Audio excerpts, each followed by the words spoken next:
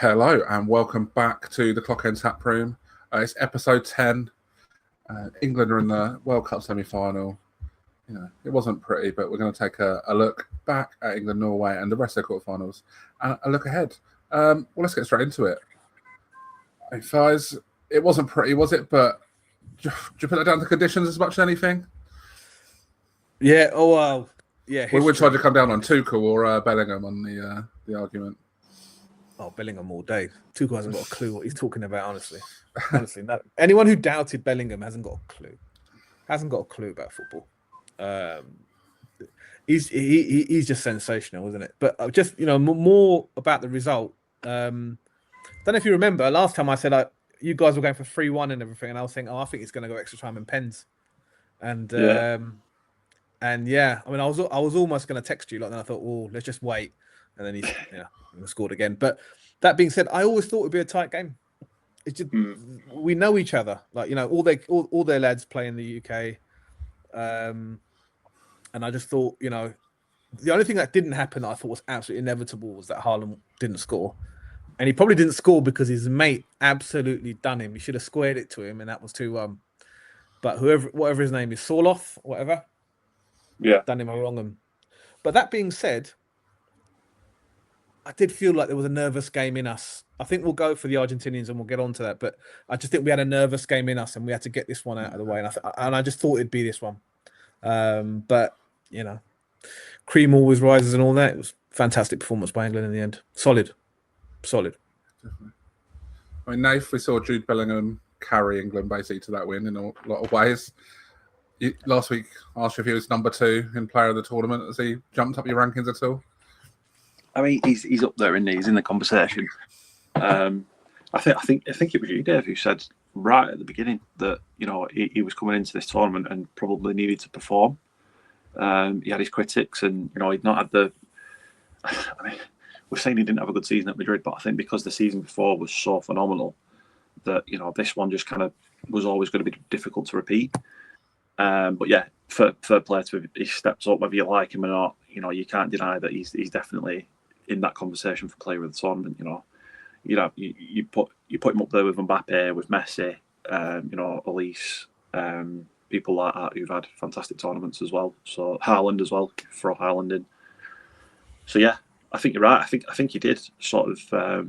It was in them moments where everyone just looked like they were running through glue, and the game, no one was really doing anything. Like neither team was taking a grasp of it, and there seemed to be the moments when he stepped up and went, right, okay, I'm gonna make something happen. But yeah, just going back to what you were saying about the Tuchel or the Bellingham, camp. Why do the media do this and try and put a problem where there isn't one? You're asking two people after an emotional game, after extra time, what their opinions are and what they should be doing and things like that. I love Tuchel's interviews. Like if that was our boss, I'd be like, yeah. Right, I was going to say, I don't think he said anything wrong, did he? I thought everything he said was right. Yeah, all right, yeah, okay, we're through and we'll celebrate it. But that performance was not good enough, and it wasn't. It genuinely wasn't. We got the job done, which is what most people will say is like, that's the minimum, isn't it? But yeah, that's right. Yeah. It's nice to see a manager come out and say, we're better than that and we need to be better than that. There's nothing wrong with that. He wasn't criticising the players at all. He wasn't saying it was shit. He just says we need to be better. We got the job done, but we'd have to play better than that. Yeah, because I think as well, even in that same interview, he came out and he still backed the team because I think they got. I can't remember the exact question, but sort of was they like mentally weak? Essentially, is what the question was. But he was like, no, they were like really they mentally are great. Yeah. Just a bad day. It was a bad performance, wasn't it? It wasn't. It was such a stupid question that as well, wasn't it? It's like it literally mentality is what won us the game. That's what Tuchel said. It was the mentality that we're not going to get beat kind of thing. We're going to play and keep playing until we get what we need to get to win. So the one thing that it absolutely was not was a mentality issue. Even going back to the Mexico game and the mentality in that game, the mentality is there, has been all along.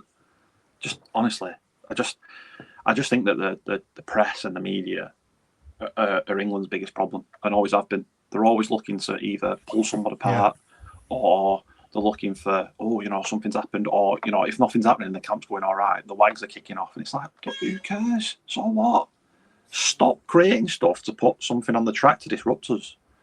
But then you know that they're all going to be the first ones kissing ass when we're on the front page and the back page because we've won the bloody cup. It's like, do me a favour, lads, come on. I know you're trying to sell your stories. It's shameless, isn't it? Yeah, It's just, shameless. Get behind them. Get behind them. Yeah, that's fair enough. That was a rant, that. I'm sorry. That was a rant. You're right. I'm with You're you. I'm with you. As far as last week we said that, that Mexico game looked like a team that can win a World Cup, Does anything change your mind in that Norway game? Because it wasn't pretty, was it? But is that just one of the things that good teams do? I'm going to be anti it, lads. This is why I said I don't really care what Tuchel said. I thought it was a good performance.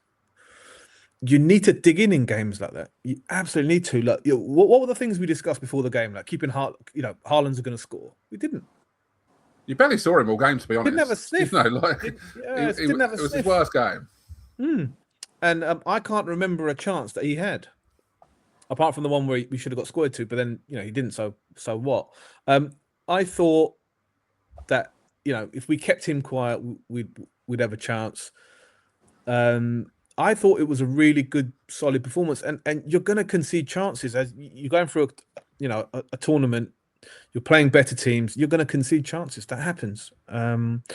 Pickford played well.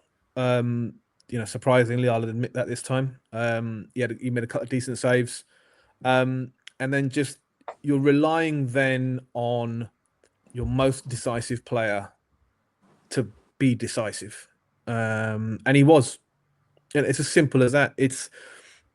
He doesn't stat pad, which is why you probably get giving the ammunition to the media to go after him. He just scores really, really important goals. He just does really, really important things, and that's. I don't know if you can even train that. It's like, destiny's written for some people, isn't it? And Jude Bellingham just looks like one of those lads that just he'll get it every time. When it's really important, he'll get it right. And long may it continue, but. Going back to your point, I just thought I thought it was a good performance. The couple of chances that Norway had, goal disallowed, rightfully so. The one they scored, that's a cross. If we look at it objectively, I don't think they had a chance. It reminded me of was like a lot of the games that we played towards the end of the season. Arsenal did when it was 1-0 to the Arsenal. We were shitting our pants, but the other team didn't have a sniff. And the result and the occasion was kind of defining our narrative, and I think it was one of those, mate. But I wasn't worried about Norway at all. I just thought that we'd kind of the occasion would kind of get to us, much like the Mexico game, which is like really tough games, mate, for their own reasons. And I think now that and 11 men behind the ball, we have to acknowledge that Norway just put everyone behind the ball. So. That being said, roll on someone who thinks they can take us on. And in a semis, you'll get that. It doesn't matter who you play in a semis. Semis, someone's going to go for you. So I was pretty pleased with that, but more so because it just happens, mate. It falls on someone's shoulders, and you get these moments like sliding doors moments or whatever, and it just seems to me that it's just falling for Jude in the right way. Interesting. I'm going to be a bit of a conspiracy theorist. I think that the people who've somehow upset Jude Bellingham have actually fired him up. I think they were trying to ruin him. Nathan's point. I think they were just trying to find a scapegoat to say, "Oh, look, England's gone again," whatever. But I think they've really fired him up because he's not even really looking for anyone. He's just trying to decide it by himself. Every time I see him. He's just getting the ball and driving, and he's really got the grip between his teeth, If they can somehow just get Madueke off the pitch, I think England will be fine, mate. Just got to leave him wherever in Florida or wherever the last game was. Just leave him there, honestly. For the country, for king and country, just understand. It was about 2 minutes in, wasn't it? I remember texting the group. I think he had a lovely run down the right hand side. I beat the defender, did great. Then just hit as bad a cross as you'll see all game, just straight into the crowd. I remember texting the group, just classic Madueke. I just don't understand. Classic. And he does so much good stuff. There's good stuff there. And then you just just can't kick a football basically. Do you know like when you put loads of drinks that you think will taste good together in a glass and it's fucking horrible? That's Madueke. Yeah, Or like you think what- I could get a lasagna, which I really like, and bread, which I really like, and try and make a sandwich, and it's just terrible. That's Madueke. He's got all the raw ingredients, but it just tastes shit. Madueke is a lasagna sandwich. It's, Yeah. put all that on a the t-shirt ingredients someday. are there, lads. Cheese, pasta sheets, whatever, tomatoes, brilliant. Bread, no. Doesn't work, lads. And then Saka comes on and you see absolute levels, don't you? You see absolute levels. I'm worried we said about us last next week, year, didn't I'm worried about us. We should have a quick chat about that then, because Rice went off at half-time ill.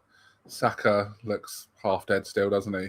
Saliba struggling. Nath, for you. I saw a report the other day that they're not likely to play until after the first international break, and that's October. Yeah, it's quite a long time, isn't it, to be without arguably your three best players in the team. You might want to argue with Gabriel, whatever, but they're definitely in there. Yeah, You buy it, Nath. It's worrying, isn't it? You buy it. Do you think they'll be out to October? I wouldn't be upset by it, if I'm honest. I genuinely wouldn't.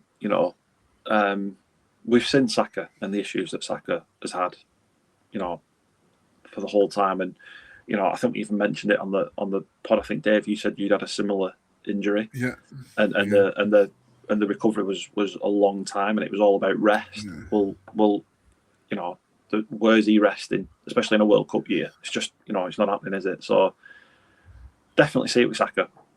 100%. The fact that I know we don't like him, and I know that he doesn't bring much, but the fact that we've got Madueke, it was the whole reason for Madueke coming in, wasn't it? We were all like, why have we signed on him, Madueke? And then next thing, Saka gets injured. Some of us are still like that, mate. But yeah,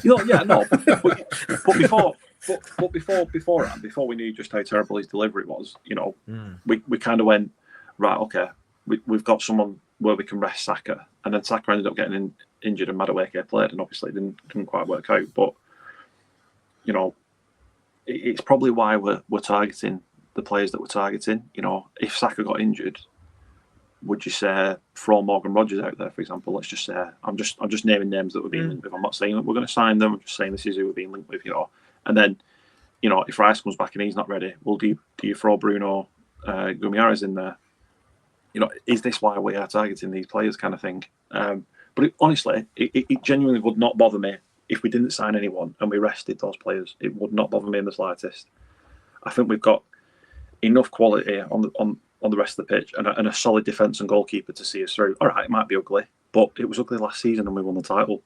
So it can work. It's not pretty. I don't particularly want us to play like that again. I'd like to see us change and go a bit more attacking this year, but that's a different conversation. But yeah, if they need resting, then get them rested early doors. Let them sit out till October, November, and just stay in it. Just stay in it. You're not going to lose the title in November, are you? You're not. You could be bottom of the table with no points. You've still got. Don't get me wrong. It'd be a hell of a run to get back up to top spot, but it could happen. Do you know what I mean? That's a fair point. I think I would be a bit more worried than you if they're out to October, to be honest. I would definitely be more worried. I need reassurance from Nathan if that happens. But flip it on its head. Would you be worried? Would you be more worried if they came back, went straight into the game, and they were out for 3 months injured? Yeah. Of course. I take your point. Yeah. I know we're talking about ifs and buts and maybes, and you can't gamble on what if. But if he's out for 3 months in Christmas time, for example, that's a nightmare. If he's out till November, you can manage. If you want to win the title, I'm not being funny. You've got to manage with injuries like that. If you're a serious title contender, it shouldn't. We did last year, innit? Exactly my point with Madueke. Was he great? No. Did he do a job? Yeah, he saw us through till Saka came back. I think I'd much rather limit minutes if I could, rather than just be without them. Because that's the other beauty, isn't it? That is the other beauty, is they're not injured. You're resting them, so you can put them on the bench, and if it's all going to shit, you can throw them in for, like you said, 20 minutes, 25 minutes, half an hour, a full half. You can do that But if you throw them in from the start, they get injured for 3 months. You haven't even got that option anymore. They're just not there at all. So I think it's a bit. I think with Saka, completely agree with you if it comes to Rice and Saliba. I think Saliba's got to get an operation, right? So that's that. I think with Rice, absolutely. I think with Saka, he hasn't played much, so I don't. I'm with you on the whole resting part, but he's got to start playing football, right? And he didn't play much towards the end of last season. He might have been rushed back. Who knows? Probably for Champions League final and stuff like that. But I just don't think he needs the rest as much as everybody else. I think his body has forced him into a rest. Yeah. And I think it's more about like the mechanics of him, of how he runs and stuff, and getting used to like going full pelt again. Because you can still see that he's playing within himself a bit, yeah? Yeah, 100%. But Rice, 100% agree with you. I don't think we should see him. Were we to sign Bruno, then yeah, sorry Newcastle's food chain, innit? We just, we need Bruno to cover Rice for a little while. I would have him in there just to look after Rice, because he does offer you that kind of cover. Whether it's with Zubimendi or Lewis Skelly. So yeah, I'll be well up for that. But yeah, I think Rice is the one that really. Saliba's is straightforward, right? Operation, recovery, training. Rice going to be a lot of choice about that one, is there, Saliba? That's what I mean. It's kind of straightforward, right? Yeah. But the one that worries me is Declan Rice, and it. I mean, even in the England game, he was kind of struggling around, and then I was like, oh god, he's broken, and then they said, oh, he's had the shits for like a week. So like, all right, great, fantastic, get him off. But yeah, no, Declan Rice is the one that I worry about, to be honest, because we've even with his sort of like amazing capabilities, mate, we've played it like for 100 games straight since we've signed him. So yeah, we have to get that fella from Ivory Coast, whoever it is, that does all the juju magic, to just to look after him for the rest of the tournament or something.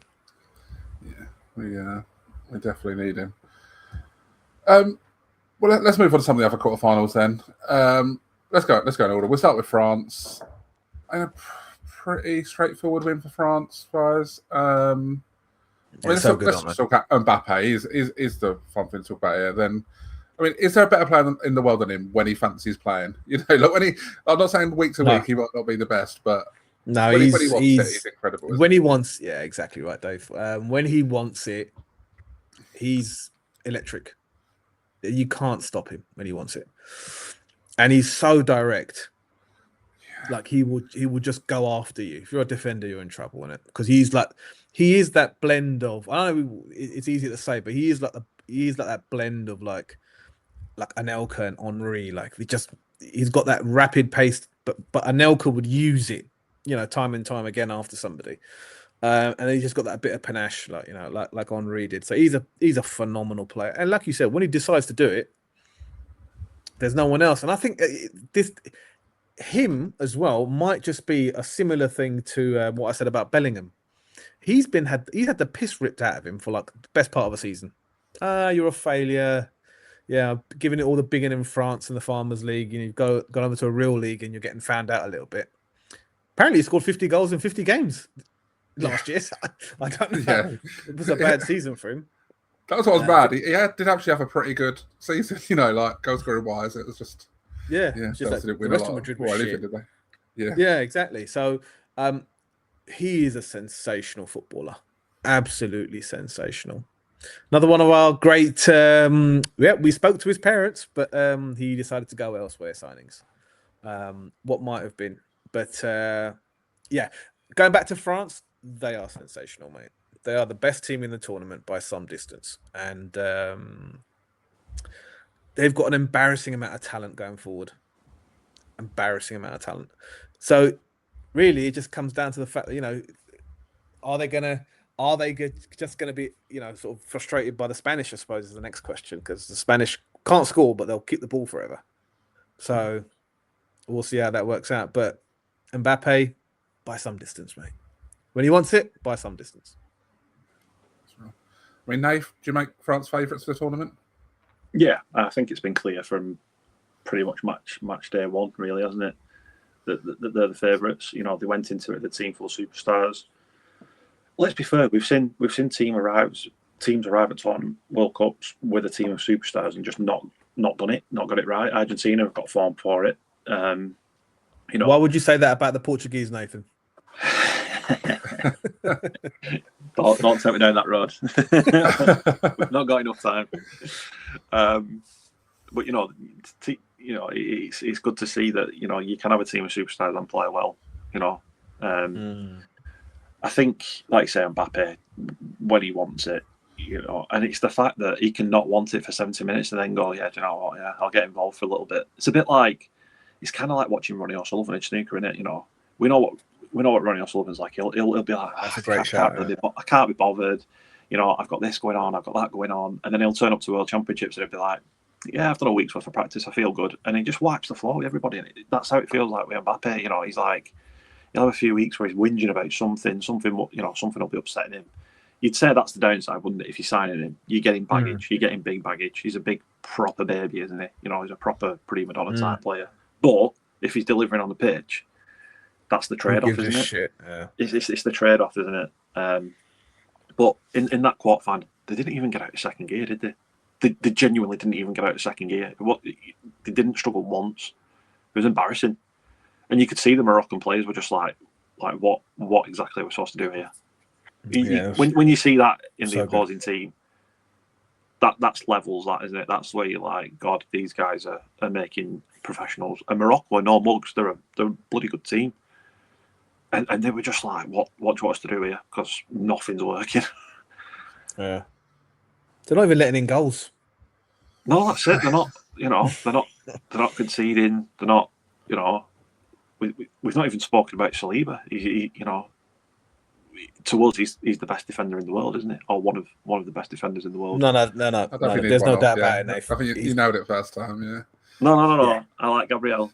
I don't like to differentiate. I think the World Cup's kind of should make everyone's mind up for them. Well, yeah.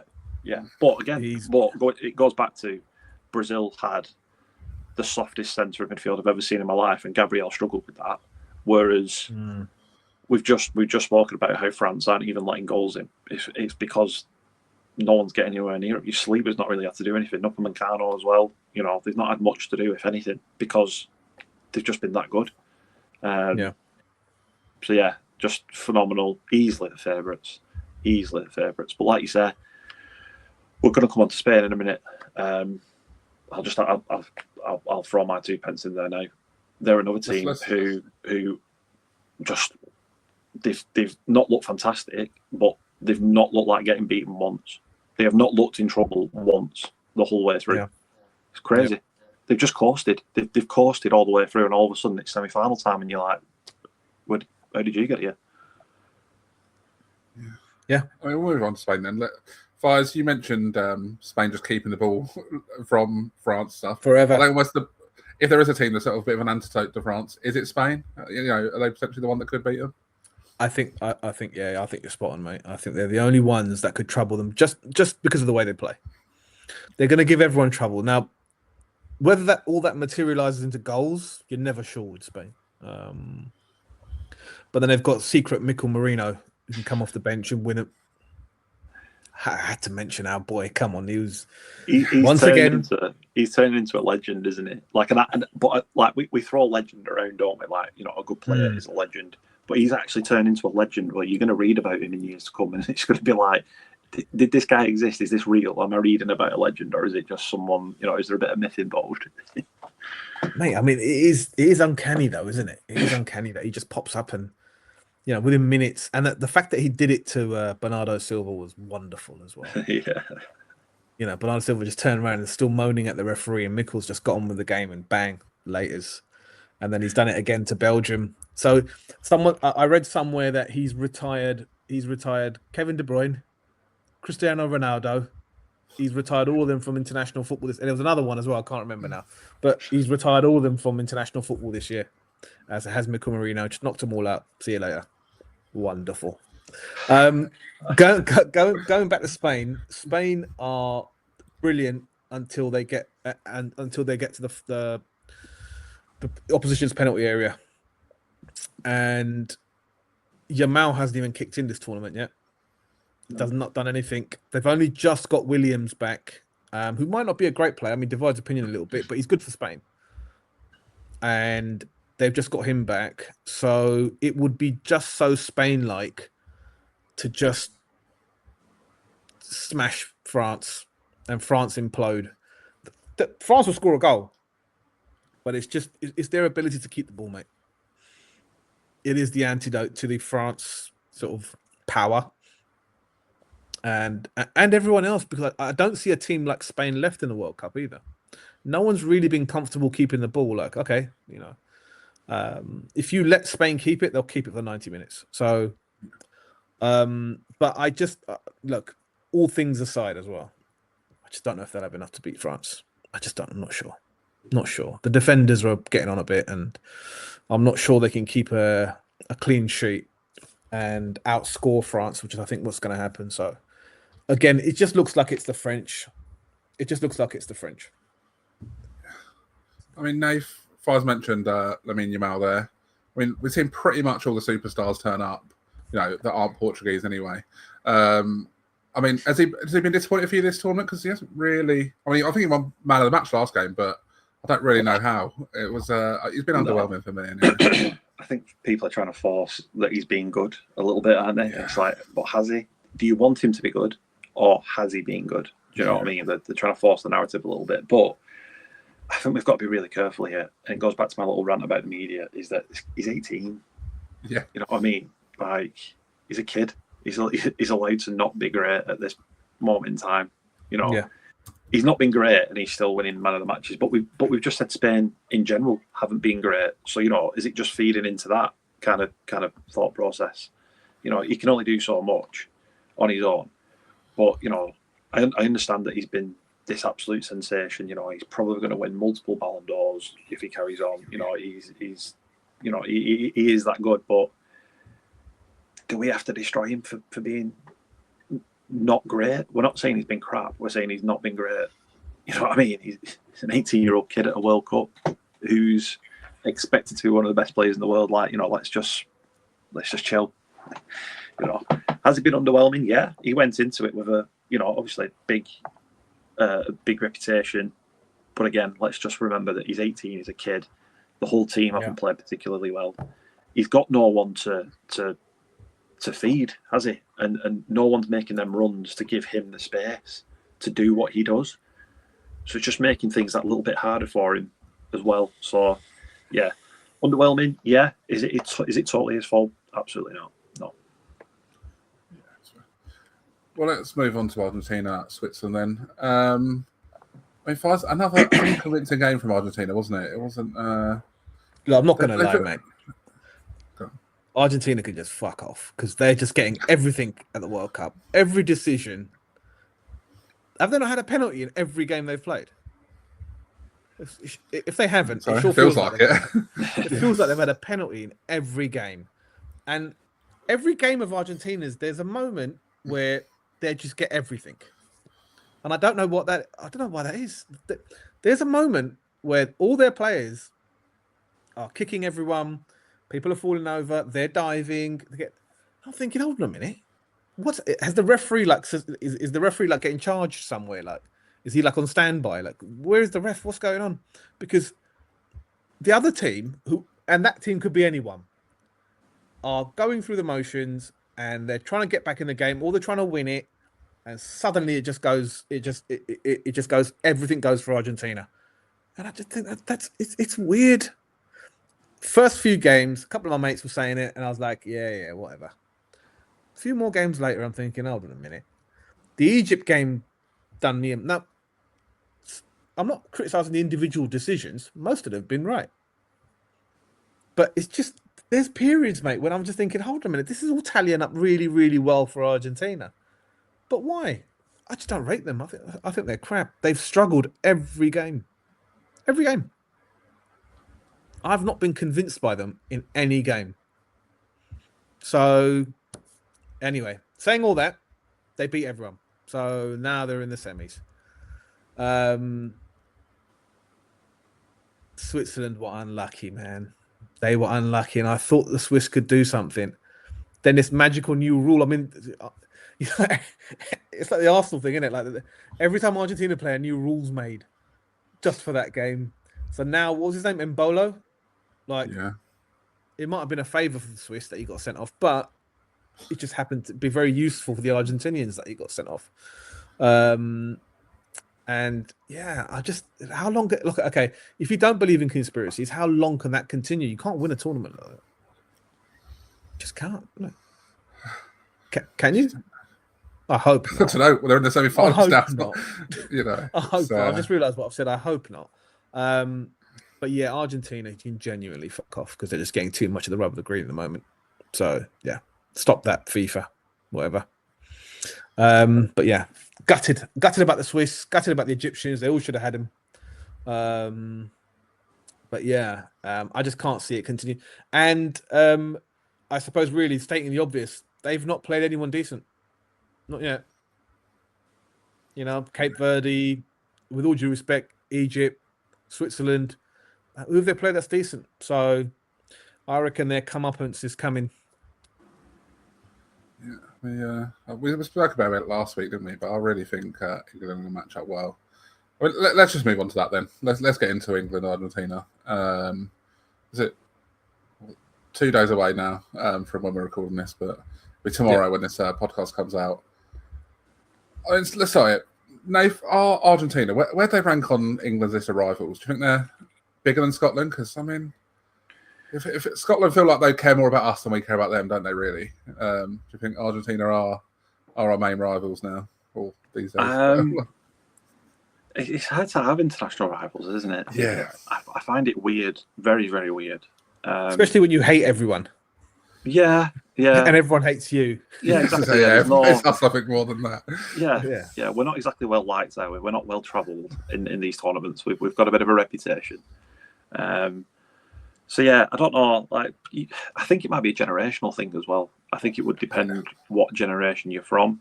Obviously, Germany were our big rivals for a long time for obvious reasons. Argentina again, but with Argentina, you've got.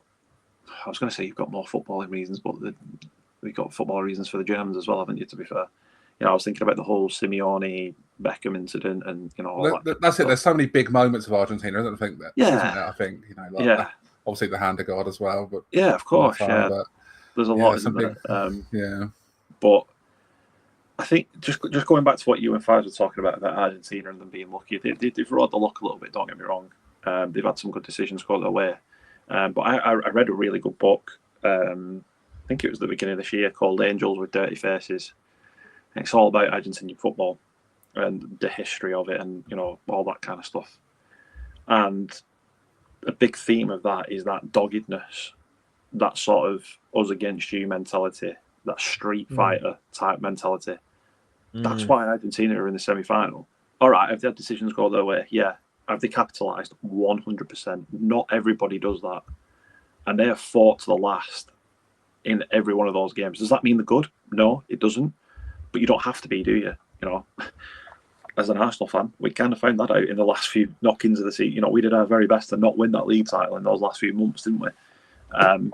You don't have to be good. You just got to ride that luck when it comes your way, and you have got to dig in and produce the absolute quagmire of crap. If that's what it's going to take to win the trophy, if that's what it's going to take, then do it. And in that book, that's kind of like the Argentinian mentality. It's like, if we have to kick people off the pitch, then we'll do that. If we have to play silky football, then we'll do that. They're not really that bothered how the game's going. They will adjust to the game. And they'll bring that dogfight mentality where it's like, we're going to win this, even if we have to grind it out kind of thing. So I think we just got to be a little bit careful of that. And I think going into the semi-final, do not get involved in the antics because they're going to go big, aren't they? They'll be crying for everything: penalties, free kicks, corners, throw-ins, an extra hydration break. Whatever they can get, they're going to go for, aren't they? I think for us, discipline is going to be the biggest thing for England. Do not get involved. Don't get involved. Someone like Jude Bellingham worries me. He's an emotional guy. Doesn't take a lot to piss him off. They'll play on that. They'll know that, and they'll play on it, and they'll keep doing those snide little ankle taps, as I call them. Just a little they'll just flick his ankle as he goes past, and leave a study and leave a boot in. Give him an extra bit of a nudge. Is he going to react to that? He can't do it because that's what they'll be wanting. They'll be hot on it, and they'll be going straight to the referee, going, "Get over to VAR now, and go and watch that." So that's what we've got to be careful of, because whilst they've been lucky, I agree. 100% going to happen as well. Exactly, that's what I mean. Yeah. You know what's going to come. I'm fuming already. We knew when we went up against Atletico Madrid in the semi-finals, didn't we? We knew with half an hour to play in the second leg, we knew that they were going to start going on the floor, putting in those little naughty tackles, trying to create tackles that weren't tackles and things like that. You've just got to be wary, haven't you? It's about being a bit streetwise. But yeah, it'd be interesting. I think you bringing up Atletico Madrid in the semi-final there is quite interesting, because to me it feels a lot like that game where Arsenal were just better than Madrid, and I think England are just better than Argentina. And I don't know. Maybe I'm just being overconfident, but I really think... to be fair, Dave, you've been super confident and you've doubled down every single round. So I've got to give you credit for that. You're all in there, and that's class. I'm not some big England fan either. I just think England's got a good team. I'm not like some.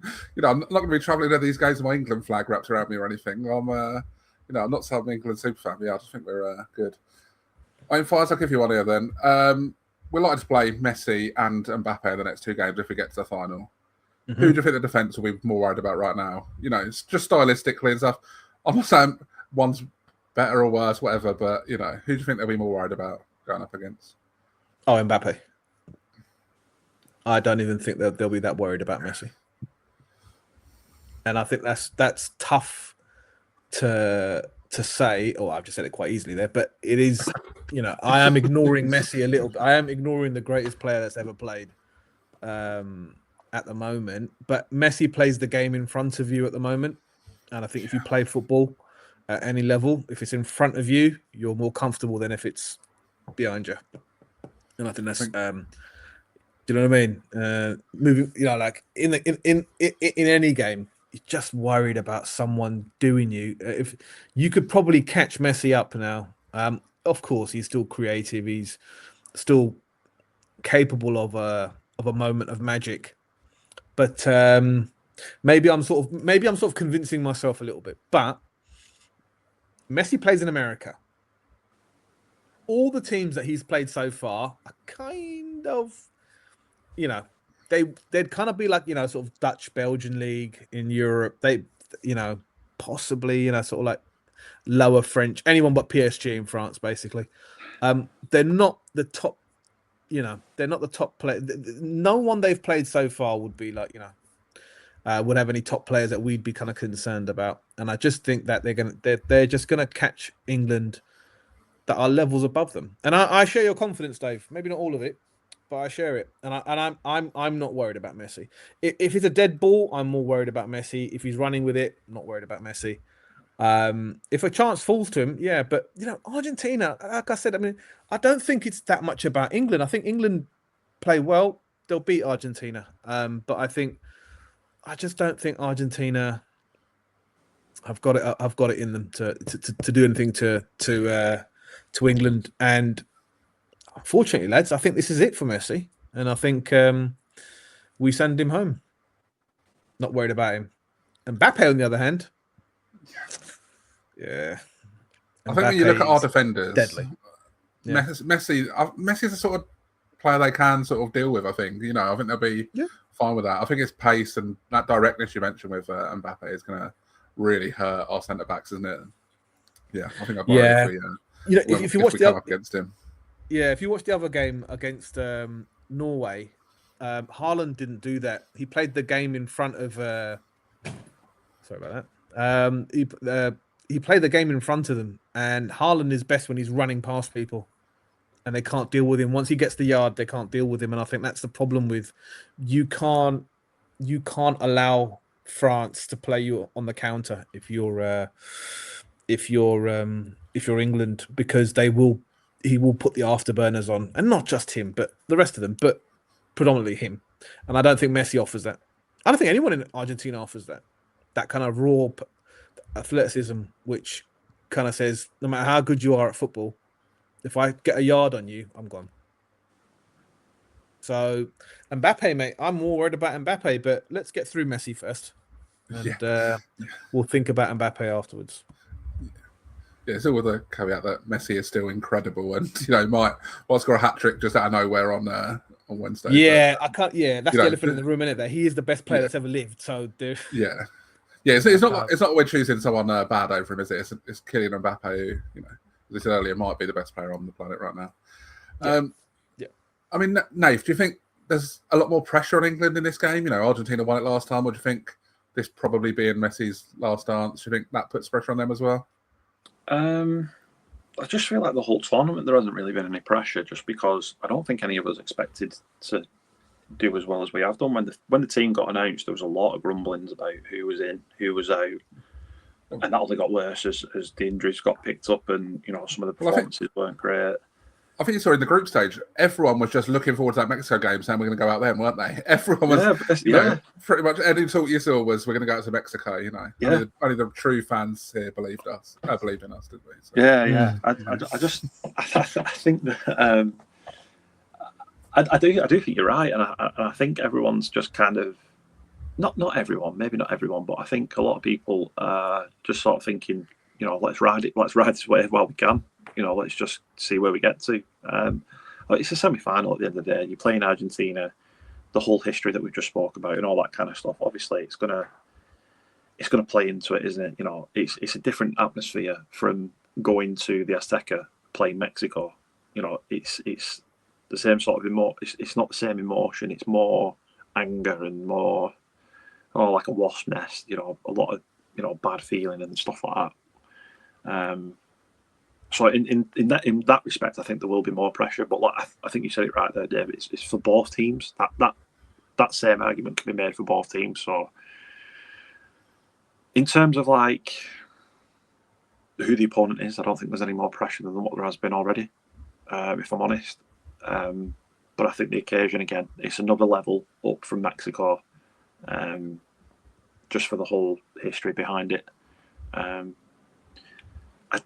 I've been quite confident when I've been calling the games. I've been quite confident in calling England to win. I agree with what Fi said. I think we are better than them as a unit, as a whole. I do agree, and I agree that Mbappe scares me more for the exact reasons that you guys give. But don't get me wrong, Messi terrifies me. I genuinely think he could have our defence on strings. He could be the puppet master in this game. We're talking about pace and things like that. Messi has never needed his pace. Has he had it? Yes. Has he needed it? Absolutely not. His football brain is beyond anything I've ever seen before. He doesn't need pace. He'll pick a pass out. The thing that goes against Argentina is that the people that he's picking out haven't really been performing. Alvarez has been disappointing. Martinez has been disappointing. They've scored and had moments, don't get me wrong, but on the whole, I've not seen anything that worries me, other than the fact that our defence has been pretty terrible against whoever we've played against. So, apart from that Mexico game, I know we conceded 2 goals, but that last sort of 20 minutes where we dug in was fantastic. I think they did well to control Haaland as well, to be fair. I think our defence did a good job on against Norway. They did, to a point. Do you know what I mean? He still had a good header that he I think Pickford might have saved it. That ball through that Soloff missed, Odegaard missed him a couple of times. I think there was a couple of moments where we got a bit lucky. But again, that was again defenders, making good interceptions. So you can look at it that way. Excuse me. I do think our defence has got better, which is encouraging as the tournament's gone on. But I think we said, I'm sure we had this conversation at the start of the tournament where we said that back four hasn't got any experience together. I think bringing John Stones in as a masterstroke, by the way, that's for me. He stays there now. He stays as long as he's fit and he's feeling okay. He stays. More than happy for Concha to bugger off on the right hand side. No problem with that whatsoever. Because then you can make it compact and go to a bit of like Arsenal do with Calafiori. Yeah, when Timber fucks off the pitch, we kind of go to a 3, don't we? And the same when Calafiori goes up the pitch, Timber comes and tucks in, and it's a bit of a 3. Let's do that. Why not?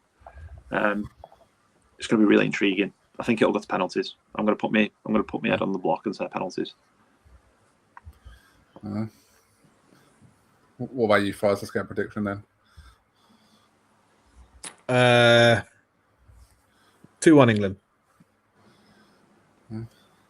I think we score too early, and they get one, and then we batten down the hatches. Big Dan Burn, big headers, just about get through. What was your score? What do you think the score will be, Nath? Just so we can check back. Am I confident enough to say 0-0? Well, I'm going to say 0-0. I think this is going to be a proper battle, war of attrition. It'll be hot, sticky, horrible. Both teams will just be disrupting each other. There'll be scraps. There'll be big tackles. It'll be one for the sort of 80s and 90s fans. They'll love this game. They'll lap this game up, I think. But I do think it'll take one bit of magic. We know where it's coming from with Argentina, and you back Bellingham. It could genuinely come down to the superstar player in the team. But yeah, I'll go 0-0, goes to penalties, and I'm definitely not picking a winner. Well, I'll carry on as I've gone then. I think we're playing indoors in Atlanta. You know, the conditions will be perfect for England. You know, I think that was. I'm happy to put that last performance down to the conditions. So, yeah, I'm going. I think we completely overrun the midfield. I think matchup wise, it couldn't be better really with the teams left than Argentina. I think we win 3-0. Yeah, I don't think Kane's played very well. He scored 6 goals, but I don't think he's actually played very well in this one. But I think we might see a bit of a Harry Kane performance in this one, and a couple for Kane, nothing for Bellingham, and I love this. Nice easy 3-0. Love it. And then smash France in the final probably. I'm really rooting for Spain tomorrow because I think we could beat Spain. France, I'm not so sure. I know. Yeah, absolutely. Absolutely. France would really worry me. Spain, they're obviously a good team, but you know, if you've got to play a team in the World Cup final, I don't think this current Spain team is, the worst matchup you could face, is it? No. Agreed. Right. I think that probably brings us to the end. Nath does not believe in England. You know, not a patriot like me and Fires. Obviously, we done well to get through 48 odd minutes without mentioning war. Between in part of our analysis or preview of England Argentina, we even brought up the 80s fans and didn't mention the war. So it is a weird thing when I see people like, oh, how could people like wear an Argentina jersey? It's like people just love Messi. Like, who cares? Like, it was long before my time. I don't know. I'm not going to be buying an Argentina jersey or anything, but here's what it is. But let's leave it there. You got one? Nate's got one. Here he goes. Told you he's a traitor. Look, right. I had this thing last. I collect football shirts. I told you guys this. I collect football shirts, and I said to myself, whoever wins the World Cup, I'll go and buy that jersey. And I said that on day one. And of course, Messi goes and wins it, and I was like, that's actually quite a nice shirt, so I'm going to go and get that. It's a good shirt. And yes, I was a man-child and got Messi and number 10 on the back as well. Judge me. Go for it. Go wild. Judge me. Don't care. Love it. I think you shouldn't be allowed to celebrate as much as me and Dave will. I just think it's not fair. I've never had like a Dutch shirt during a World Cup or anything and supported a team that aren't England or anything like that before. It's maybe that has happened as well, but what you do. We're talking about Nath here. Nath's the one who's going against I've put my glorious country, country. haven't I? You have. I didn't ask for a France shirt when I was younger because half the team were Arsenal. Yeah, Not me. It's not at international level for a number of years. Like, I have never actually rooted just for the Arsenal players to do well. Not. Well, there were more Arsenal players in France than there were in England. So there has been like recent times. There hasn't been loads of Arsenal players for a while. Until Saka come along, there was a bit of a rubble. We didn't really have many players in the England team, did we? So we were shit. Yeah. Let's talk about that. We'll have to get into that someday, lads. What a transition! Well, we will. So if you want to listen to that, we are going to be later this week. I mean, it's supposed to be out last week. I'll be honest. We recorded it. It was a bit shit. I did a bad job of it. But we're ironically going to be brilliant. It is going to be much better. So make sure you subscribe. All these places. We're at Clock End Taproom on everywhere. subscribe on YouTube, subscribe if you're listening on the podcast on Spotify or Apple. Give us a rating, all those things. Comment on this post, on this video. What question can we ask? Who's going to win out of England and Argentina? Just let us know who's gonna win. Send us your predictions. Yeah, put that in the comments. But make sure you subscribe, like the video, all that stuff, because it really does make a big difference to us getting seen on YouTube and all the other places. But yeah, I think that brings us to an end. Thanks, lads. We'll be back. Cheers, boys. For the Emirates era pod, as I said. See you on Thursday for that. I'll turn the See you, lights on everyone. now.